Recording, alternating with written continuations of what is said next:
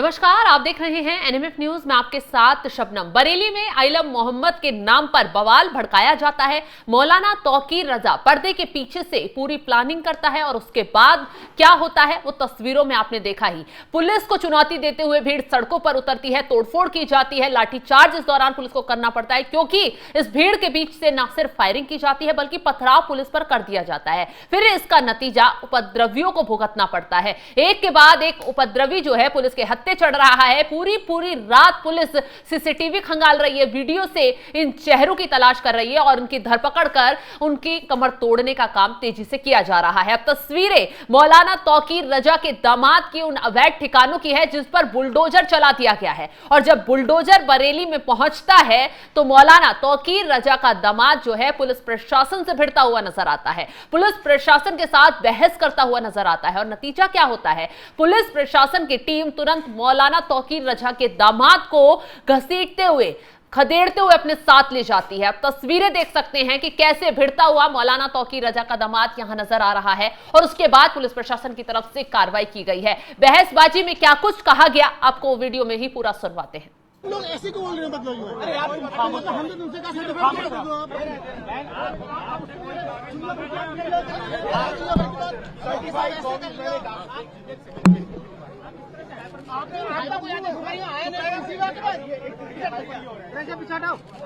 आप हिंदू मुसलमान की बात करोगे तो लोग समझेंगे नहीं क्या? आपने नहीं करी, सारे मीडिया वाले रिकॉर्ड करिए, सारे मीडिया वालों ने रिकॉर्ड करिए।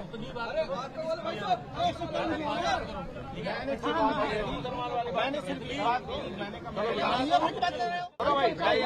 भिजवाइए इनको, दिमाग खराब हो रहा है। तो देखा आपने कि किस कदर मौलाना तौकीर रजा का दामाद जो है वो पुलिस प्रशासन को हेकड़ी दिखाता हुआ नजर आता है, लेकिन 2 मिनटों में ही पुलिस प्रशासन की तरफ से हेकड़ी निकाल दी जाती है। अब आपको बड़ी अपडेट इस पूरी खबर में बता देते हैं, ग्राफिक्स आपको दिखाते हैं कि अब तक कितने लोगों की गिरफ्तारी हुई है, कितने उपद्रवियों पर शिकंजा कसा गया है। बरेली हिंसा में अब तक 73 उपद्रवियों की गिरफ्तारी की गई है। उपद्रवियों पर लगातार शिकंजा कसा जा रहा है। प्रशासन ने अभी तक मौलाना तौकीर के करीबियों की 150 करोड़ रुपए की संपत्ति जो है वो जब्त कर ली है। मौलाना तौकीर रजा के दामाद मोहसिन रजा के मैरिज लोन रिजॉर्ट पर बुलडोजर चलाया गया है। जिस वक्त ये बुलडोजर चलाया गया, भारी पुलिस फोर्स तैनाती विरोध करने पर मौलाना तौकीर रजा के दामाद मोहसिन रजा को पुलिस ने तुरंत गिरफ्तार कर लिया। बरेली के रजा चौक पर सभासद उमान रजा के प्लाट पर नगर निगम की टीम ने बुलडोजर से कार्रवाई की है।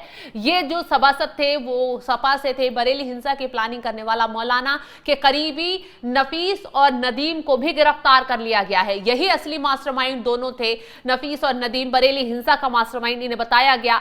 कैसे मौलाना जो साजिश रच रहा था इन लोगों के साथ, ये खुलकर सामने आया। एक आरोपी ताजिम को मुठभेड़ के बाद पकड़ा गया है, उसके पैर में गोली लगी है। खुलासा ये हो रहा है कि जो आरोपी मुठभेड़ में पकड़ा गया है बरेली हिंसा में जब एनकाउंटर हुआ, ये वही आरोपी है जिसने कहा जा रहा है कि हिंसा के दौरान गोलीबारी की थी, छल्ले छोड़े थे, जिससे पुलिस प्रशासन को चुनौती दी जा सके, पुलिस वालों को निशाना बनाया जा सके। आपको याद होगा एफआईआर में मौलाना तौकीर रजा पर बेहद चौंकाने वाले खुलासे हो रहे हैं। खुलासे ऐसे हैं जो न सिर्फ पुलिस प्रशासन की जमीन हिला रहे हैं बल्कि पूरे प्रशासन को हैरान भी कर रहे हैं। खुलासा यह हुआ कि मौलाना तौकीर रजा और उसकी जो पूरी टीम लगी हुई थी वो व्हाट्सएप के जरिए, व्हाट्सएप कॉल के जरिए लोगों तक मैसेज पहुंचा रही थी, उन्हें भड़काने, भीड़ इकट्ठा करने की कोशिश की गई और उसी दौरान यह भी कहा गया कि मुसलमानों को अपनी ताकत दिखानी होगी, चाहे फिर पुलिस वाले क्यों ना मर जाएं, चाहे फिर पुलिस वालों की हत्या क्यों ना हो जाए, कोई फर्क नहीं पड़ेगा।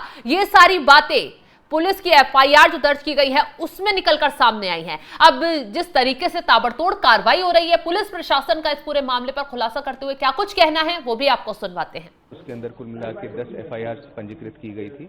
इसके अंदर लगातार हम लोगों को चिन्हित कर रहे थे, ऐसे उपद्रवियों को चिन्हित किया जा रहा था और इसी क्रम के अंदर लगातार दबिश दी जा रही थी, गिरफ्तारियां की जा रही थी।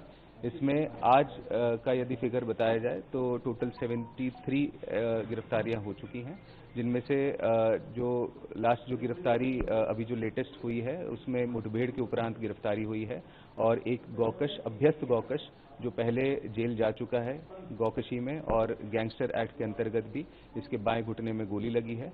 और इसी प्रकार बाकी भी जितने ऐसे उपद्रवी हैं उन सभी को चिन्हित किया जा रहा है और जल्दी बाकी लोगों को भी गिरफ्तार किया जाए।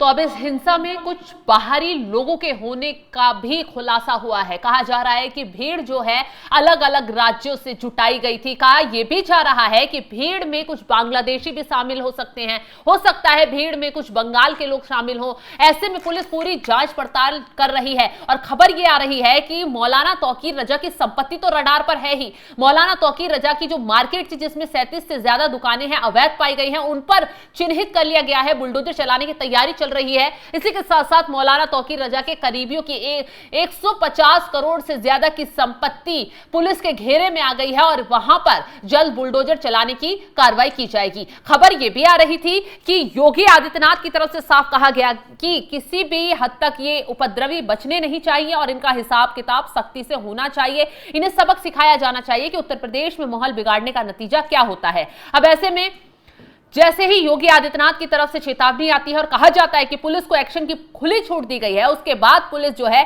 उपद्रवियों का हिसाब किताब करती है, ताबड़तोड़ गिरफ्तारियां होती हैं, पूरी रात छापेमारी की जाती है और सीसीटीवी में जितने भी चेहरे सामने आ रहे हैं सबको धर दबोच लिया जाता है।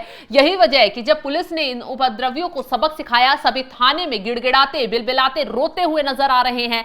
और अब इस हिंसा को लेकर जो खुलासा हो रहा है उस जांच में सामने आया है कि हिंसा से एक रात पहले आईएमसी जो मौलाना तौकीर रजा की पार्टी है उसका व्हाट्सएप ग्रुप एक्टिव रहा। नदीम ने 55 लोगों से संपर्क कर करीब 1600 लोगों को जुटाया। इन्हीं लोगों ने खलील स्कूल तिराहे और पीर श्यामगंज इलाके में बवाल किया। आईएमसी के जो राष्ट्रीय महासचिव तौकीर रजा के करीबी डॉक्टर नफीस को भी पुलिस ने गिरफ्तार कर लिया है। उन पर गंभीर धाराओं में केस दर्ज किया गया है। नफीस ने पहले भी इंस्पेक्टर को हाथ काट लेने की धमकी दी थी। नगर निगम ने उसकी 3 दर्जन से ज्यादा दुकानों को सील कर दिया है। पुलिस ने तौकीर रजा के घर की तलाशी में बड़ी मात्रा में आपत्तिजनक सामान बरामद किया है। वहीं नदीम का फर्जी हस्ताक्षर का एक पत्र जारी करने का भी आरोप है। उसने पुलिस से छीने गए वायरलेस सेट का इस्तेमाल कर पुलिस की मूवमेंट पर नजर रखी थी। बरेली हिंसा मामले में समाजवादी पार्टी का प्रतिनिधिमंडल भी डीआईजी से मिला है। समाजवादी पार्टी सरकार में पूर्व मंत्री भगवत शरण गंगवार के नेतृत्व में प्रतिनिधिमंडल ने मांग की है कि निर्दोष लोगों पर कार्रवाई न की जाए। बरेली हिंसा मामले में निष्पक्ष जांच के बाद ही कदम उठाए जाने की मांग डीआईजी से की गई है। बरेली प्रशासन ने साफ कहा है कि किसी बेकसूर के खिलाफ कोई कार्रवाई नहीं होगी। सीसीटीवी में जो उपद्रवी नजर आ रहे हैं, जो बवाल करते नजर आ रहे हैं, जो पथराव करते नजर आ रहे हैं, सिर्फ उनकी धरपकड़ की जा रही है।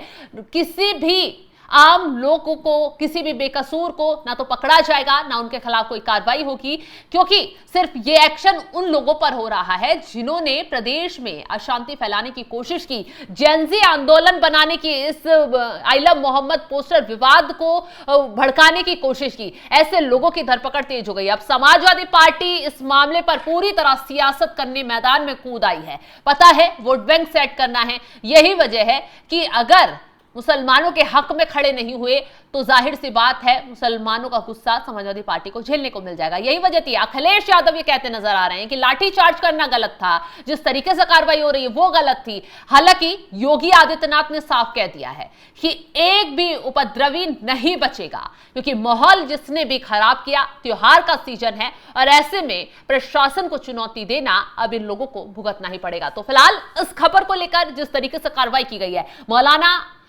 को तो कब्जे में लिया ही गया, उसके दामाद पर शिकंजा कसा गया और जिस तरीके से ये अवैध संपत्तियों का खेल बेनकाब हो रहा है उसको लेकर आप क्या राय रखते हैं कमेंट बॉक्स में जरूर बताएगा। तमाम बड़ी खबरों की अपडेट के लिए आप हमारे साथ जुड़े रहें। नमस्कार।